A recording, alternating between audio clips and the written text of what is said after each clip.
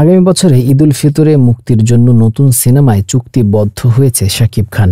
সিনেমাটি পরিচালনা করবেন নাট্য নির্মাতা আবু হায়াত মাহমুদ। সিনেমার নাম এখনো ঠিক হয়নি। 2 জুলাই রাতে রাজধানীর এক 5 তারা হোটেলে এই সিনেমাটির চুক্তি সই করেছেন শাকিব খান। বিষয়টি গণমাধ্যমকে নিশ্চিত করেছে একটি প্রযোজনা প্রতিষ্ঠান। শাকিব খানের এই সিনেমাটি নতুনভাবে প্রযোজনা করেছেন শিরিন সুলতানা।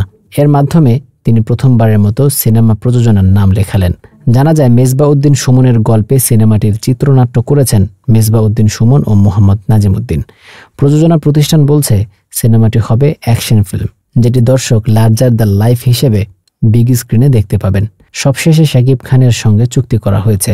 সিনেমার অন্যান্য চরিত্রে কোন অভিনেতা অভিনেত্রী থাকবেন এগুলো পরে জানানো হবে। এদিকে এবারের ঈদে প্রেক্ষাগৃহে মুক্তি পেয়েছে শাকিব খানের তাণ্ডব সিনেমা। রায়হান রাফি পরিচালিত এই সিনেমা মুক্তির প্রথম দিন থেকেই ভালো ব্যবসা করেছিল, কিন্তু মুক্তির কয়েকদিন পরেই পাইরেসির শিকার হয়েছে সিনেমাটি। তবে এখনও প্রেক্ষাগৃহেই চলছে।